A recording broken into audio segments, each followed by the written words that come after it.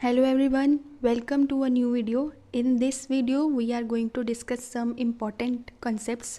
वो कंसेप्ट जो हमें टेक्निकली समझने में बहुत डिफ़िकल्ट लगते हैं but as the name of this channel think conceptual, हम हर चीज़ को कॉन्सेप्ट वाइज अंडरस्टैंड करने की कोशिश करेंगे और सिंप्लीफाई करेंगे. And I assure you by the end of this video जो कंसेप्ट आपको डिफ़िकल्ट लगते हैं वो बहुत ईजी लगेंगे. So let's get started. सबसे पहले देखते हैं जो हमें कंटेंट डिस्कस करने हैं.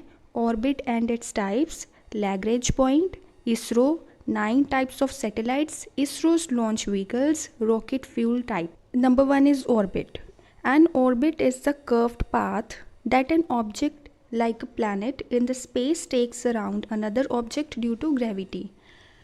एज़ वी नो कि जिस प्लैनेट का भी लैंड मास होगा उसकी ग्रेविटी भी अल्टीमेटली होगी ही, और वो ग्रेविटी अपने साथ कुछ डेब्रिस मतलब कोई रॉक्स या कोई डस्ट पार्टिकल्स उसको अपने साथ खींच के रखती है और उसकी वजह से एक ऑर्बिट जैसा बन जाता है जहाँ पे सैटेलाइट्स को लॉन्च किया जाता है.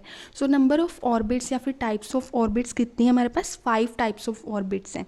Number 1 low earth orbit, number 2 medium earth orbit, number 3 high earth orbit और geostationary orbit, number 4 polar orbit and sun synchronous orbit, number 5 transfer orbit and geostationary transfer orbit. So number 1 is low earth orbit. It is relatively closer to Earth, altitude less than 2000 kilometers, generally circle the Earth once in 90 minutes. अर्थ से लेके 2000 kilometre से कम height तक जो orbit हमें मिलता है that is low earth orbit, या फिर ऐसा भी कह सकते हैं कि अर्थ से जाते समय हमें जो सबसे पहले ऑर्बिट नज़र आता है that is low earth orbit. Low earth orbit her 90 minutes में अर्थ को एक बार सर्कल करता है. अब किस पर्पस के लिए लो अर्थ ऑर्बिट में सैटेलाइट्स को लॉन्च किया जाता है या कौन सी सैटेलाइट्स हैं जिनको लो अर्थ ऑर्बिट में लॉन्च किया जाता है? That is communication and remote sensing satellite systems. ISS means international space station and Hubble space telescope. Number 2 middle earth orbit. इसका ऑल्टीट्यूड होगा 2000 से लेकर 35,786 किलोमीटर्स. ये अर्थ को हर 12 आवर्स में एक बार सर्कल करता है. और कौन से पर्पस के लिए यहाँ पे सैटेलाइट्स को लॉन्च किया जाता है? That is navigation system like GPS means global positioning system, जिसको आजकल हम बहुत ज़्यादा यूटिलाइज करते हैं.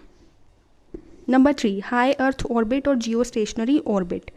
इसका ऑल्टीट्यूड होगा 35,786 किलोमीटर से ऊपर कोई भी ऑर्बिट है दैट इज़ वो कौन सा ऑर्बिट होगा? High earth orbit. Orbits at the same speed that the earth is turning, that is why it is also called Jio synchronous और जियो स्टेशनरी ऑर्बिट. जितना टाइम अर्थ लेती है एक राउंड कंप्लीट करने में, उतना ही टाइम अगर इस ऑर्बिट में कोई सैटेलाइट है वो भी उतना ही टाइम लेगी एक राउंड कंप्लीट करने में. दैट मीन्स कि अगर आपने इंडिया के किसी स्टेट के ऊपर या फिर वर्ल्ड की किसी भी कंट्री या कोई भी सिटी के ऊपर आपने कोई सैटेलाइट्स की पोजीशन फिक्स कर दी है तो वो जब तक उसका राउंड कंप्लीट नहीं हो जाता वो वहीं पे ही रहेगी और वहीं की इन्फॉर्मेशन आपको दिखाएगी. अब कौन से पर्पस के लिए इस ऑर्बिट में सैटेलाइट्स को लॉन्च किया जाता है? That is weather monitoring and communication purpose के लिए. Number 4 polar orbit and sun synchronous orbit. Polar orbit को ही सन सिंक्रोनस ऑर्बिट भी कहते हैं. Satellites in polar orbits travel earth from north to south. ये बहुत इंपॉर्टेंट पॉइंट है. यूजुअली जो बाकी के ऑर्बिट्स हैं वहाँ पे जो सैटेलाइट्स अर्थ को सर्कल करती हैं वो यूजुअली होती है वेस्ट टू ईस्ट से. बट अगर कोई सैटेलाइट पोलर ऑर्बिट में है तो वो ट्रैवल करेगी अर्थ से नॉर्थ से लेके साउथ तक. It is a type of Leo altitude between. Leo altitude का मतलब लो अर्थ ऑर्बिट और ये इसका एल्टीट्यूड रहता है 200 से 1000 किलोमीटर्स तक, इसीलिए इसको लो अर्थ ऑर्बिट की एक टाइप भी कहते हैं. नाम से ही डिपिक्ट होता है पोलर ऑर्बिट मीन्स ये पोलर रीजन्स को ही ट्रैवल करती होगी या उनको सर्वे करती होगी. अब कौन से पर्पस के लिए इस ऑर्बिट में सैटेलाइट्स को लॉन्च किया जाता है? That is to observe the earth surface in a time span of 24 hours. Number 5 transfer orbit and geostationary transfer orbit. Geostationary transfer orbit. यहाँ पे आप एक चीज़ जान लीजिए कि अगर किसी भी सैटेलाइट को जियो स्टेशनरी ऑर्बिट में लॉन्च करना है तो उसके लिए उस सैटेलाइट को जियो स्टेशनरी ट्रांसफ़र ऑर्बिट यानी कि GTO में ही लॉन्च करना पड़ेगा और वहाँ से वो सैटेलाइट अपनी डेस्टिनेशन पे चली जाएगी. These are use to get satellites from one orbit to another. नाम से पता चलता है ट्रांसफ़र ऑर्बिट मीन्स अगर कोई सैटेलाइट यहाँ पे होगी तो वो अपने आप ट्रांसफ़र हो जाएगी अपनी डेस्टिनेशन ऑर्बिट में. When satellites placed on a transfer orbit, it uses little energy from built-in motors. They can move from one orbit to another. इस ऑर्बिट में अगर कोई सैटेलाइट लॉन्च होगी तो उसको कम एनर्जी यूज़ करनी पड़ेगी, उसको कम फ्यूल कंजम्पशन करना पड़ेगा अपनी डेस्टिनेशन पे जाने के लिए. Satellites that are destined for geostationary orbit are almost always put into a GTO. GTO means geostationary transfer orbit for reaching their final orbit. Next is Lagrange point. Is a point where the gravitational forces of two bodies like Sun and Earth produce enhanced regions of attraction and repulsion. अब सन और अर्थ या फिर अर्थ और moon, ये दोनों bodies के अपनी अपनी ग्रेविटेशनल फोर्सेस होती हैं, राइट. तो ये दोनों बॉडीज़ की जब ग्रेविटेशनल फोर्सेस होंगी तो वो एक सेंटर ऑफ अट्रैक्शन का रीजन प्रोवाइड करेंगी जहाँ पे चीज़ें उनके पास आ जाएंगी या फिर रिपल्शन यानी कि उनसे दूर चली जाएंगी. तो ये एक बहुत important role, significant role play करता है किसी भी सैटेलाइट के लिए. लैग्रेंज पॉइंट कितने होते हैं? 5 लैग्रेंज पॉइंट्स होते हैं और हर एक लैग्रेंज पॉइंट के पास जो ऑर्बिट होगा, उसका अपना जो ऑर्बिट होगा उसको हम बोलेंगे hello orbit. It's an orbit around the Lagrange point. Now this is the diagram of Lagrange point. ये L1 लैग्रेंज पॉइंट है, L2, L3, L4, L5. जो आदित्य L1 मिशन लॉन्च किया है रिसेंटली इसरो ने, वो भी L1 पॉइंट पे ही लोकेटेड है. Now what next. जब हम स्पेस टेक्नोलॉजी की बात कर रहे हैं तो it is not possible to study space technology without knowing ISRO. तो इसरो के बारे में जानना that is very important. ISRO की फुल फॉर्म क्या है? Indian space research organisation. Founded on 15th August 1969, headquartered in Bengaluru, Karnataka, managed by Department of Space. One another term you need to know, that is ISS, means International Space Station, is a project where an artificial habitable satellite is placed in low Earth orbit to observe the space environment. यहाँ पे क्या होता है, कुछ countries मिलके एक artificial habitable satellite यानी कि एक ऐसी सैटेलाइट जो वहीं पे रहेगी वो प्लेस कर देती हैं. बहुत सारी कंट्रीज इस पर काम करती हैं. इसको क्यों बनाया जाता है? ताकि स्पेस के एनवायरनमेंट का अर्थ पे क्या इम्पैक्ट है उसको स्टडी करने के लिए. ओके, तो कौन सी मेंबर कंट्रीज़ हैं जिन्होंने ISS में कंट्रीब्यूशन की है? That is US, Russia, Japan, Europe and Canada. जो ब्रैकेट में है दैट इज़ कंट्रीज़ और जो ब्रैकेट के बाहर है वो उनकी स्पेस एजेंसीज हैं. कितने ऑल्टीट्यूड में आपको ISS मिलेगा? That is between 370 to 460 kilometres. Now 9 types of satellites होती हैं जिनको डिफरेंट ऑर्बिट्स में लॉन्च किया जाता है depending upon their requirement. Communication satellites, remote sensing satellite, navigation satellite, geocentric orbit type satellite, global positioning system that is GPS, geostationary satellite, drone satellite, ground satellite, polar satellite, nano satellite and cubesats and small sat. Now this is very important. Launch vehicles by ISRO. किसी भी satellite को orbit तक लेके जाने के लिए launch vehicle एक बहुत इंपॉर्टेंट सिग्निफिकेंट रोल प्ले करता है. लॉन्च व्हीकल की ही मदद से किसी भी सैटेलाइट को स्पेस में लॉन्च किया जाता है. सो लॉन्च व्हीकल्स 4 जनरेशन्स में आते हैं, first, second, third and fourth. First generation launch vehicle, इनको सैटेलाइट लॉन्च व्हीकल भी कहते हैं. Propulsion means type of engine it uses. ठीक है, कौन सा प्रोपल्शन या कौन सा type of engine first generation launch vehicle use करते हैं? All solid. इसमें जो केमिकल मिक्सचर होता है वो सारा सॉलिड का होता है, नो लिक्विड.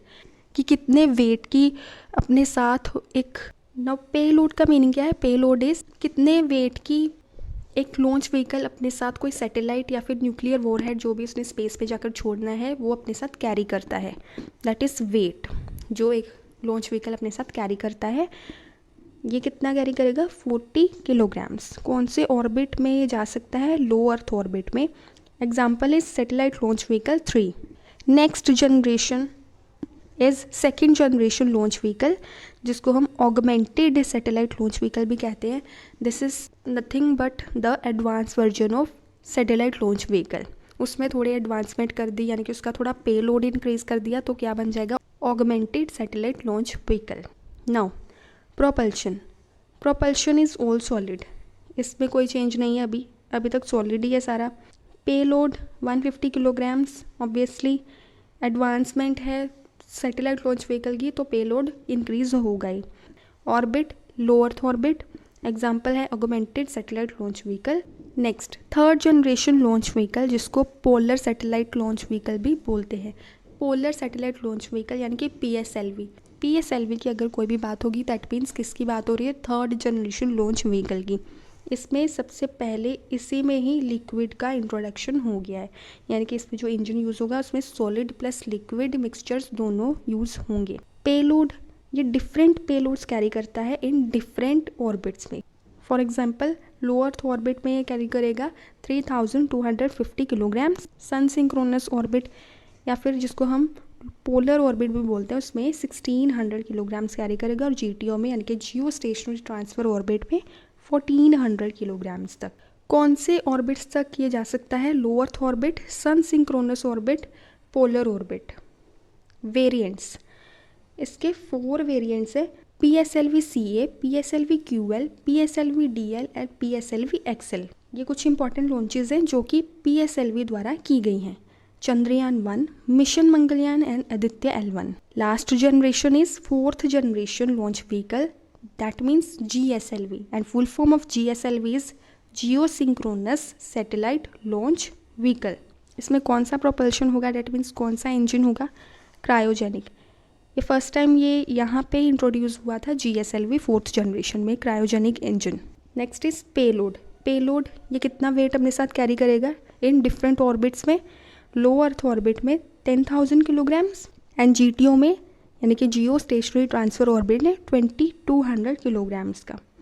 कौन से ऑर्बिट को ये रीच कर सकता है, low earth orbit and GTO यानी कि जियो स्टेशनरी ट्रांसफ़र ऑर्बिट। अब ऐसी कौन सी इंपॉर्टेंट लॉन्चेस हैं जो इसके द्वारा की गई हैं, Chandrayaan 2 and Gaganyaan. Launch vehicle mark 3, this is a type of GSLV, Jio synchronous satellite launch vehicle, ये उसी की टाइप है मार्क 3। सो इसको हम बोलेंगे GSLV MK3, that means GSLV mark 3। Propulsion, which type of engine it uses, solid, liquid and cryogenic, both 3 types, तीनों ही यहाँ पे यूज़ हो रहे हैं। कैपेसिटी मीन्स पेलोड, लो अर्थ ऑर्बिट में 8000 किलोग्राम्स एंड GTO यानी कि जियो स्टेशनरी ट्रांसफर ऑर्बिट में 4000 किलोग्राम्स।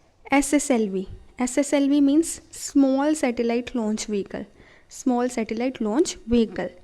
ये माइक्रो सैटेलाइट्स मतलब जो सैटेलाइट्स बहुत छोटी होती हैं उनको ये लॉन्च करने के लिए यूटिलाइज़ किया जाता है। अब ये कैपेसिटी जो कैरी करता है अपने साथ दैट इज़ 500 किलोग्राम्स तक, यानी कि पेलोड ये 500 किलोग्राम्स तक ही कैरी कर पाएगा, उससे ज़्यादा नहीं। Orbit, it reaches only low earth orbit. Now coming to very very important part of this video, propellant and its types, means जो इंजन्स यूज़ होते हैं या फिर जो फ्यूल्स यूज़ होते हैं एक रॉकेट में या फिर एक लॉन्च व्हीकल में, उनके टाइप्स अभी हम पढ़ने जा रहे हैं। ये very very important part of this video. The propellant is a chemical mixture that comprises a fuel and an oxidizer, usually oxygen, that is burned to provide thrust in rockets. Thrust means push. Fuel और oxidiser को यानी कि oxygen को आपस में combine किया जाता है तभी रॉकेट को लॉन्च किया जा सकता है। टाइप्स कितनी है, solid, liquid and hybrid. Number 1 is solid propellant यानी कि solid engine, both fuel and oxidizer loaded into a single case that burn rapidly and produce thrust. Solid propellant में यानी कि solid engine में जो fuel और oxidizer यूज़ होंगे वो दोनों ही solid form में होंगे और एक ही जगह होंगे, not in separate places. Number 2, liquid propellant. Both fuel and oxidizer loaded into separate tanks that delivered to combustion chamber by a system of pipes thus produce liquid propellant engine में दोनों fuel and oxidiser usually oxygen दोनों ही liquid form में होते हैं, ये separate tanks में store होते हैं और दोनों को सिस्टम ऑफ पाइप्स की हेल्प से कंबस्शन चैम्बर तक डिलीवर किया जाता है जहाँ से उसको लॉन्च किया जाएगा फिर बाद में।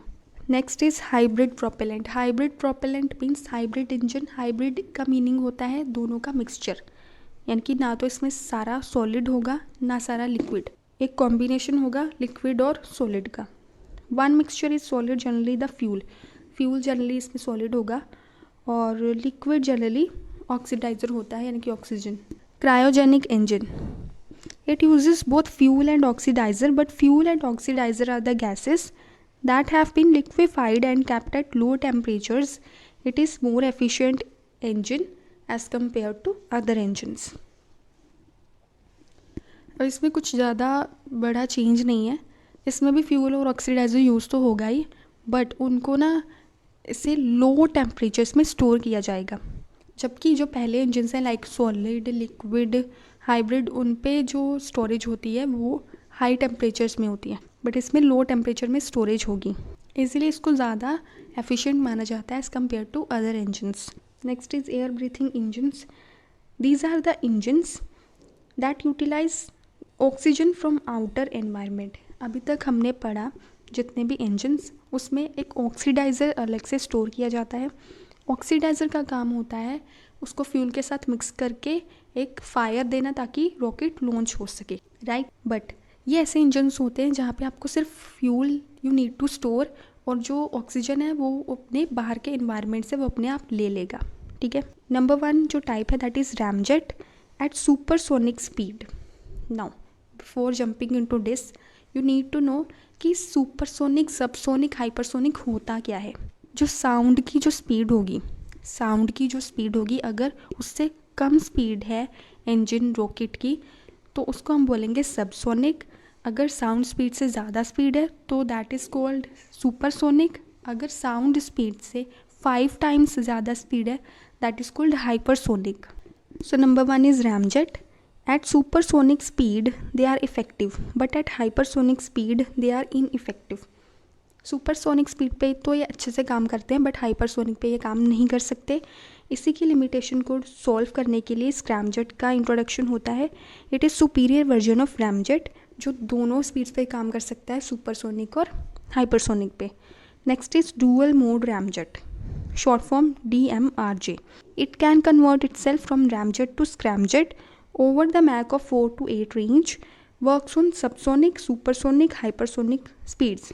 जब इसको एक पर्टिकुलर रेंज मिलती है तो ये अपने आप को कन्वर्ट कर लेता है from ramjet to scramjet and from scramjet to ramjet, ठीक है. इसलिए ये तीनों साउंड स्पीड पे वर्क करेगा, that is subsonic, supersonic and hypersonic. सबसे पहले था रैमजेट, उसका ड्रॉबैक किसने दूर किया, स्क्रैमजेट ने.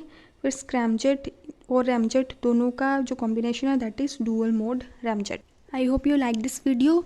Meet you soon in the next video. Thanks for watching.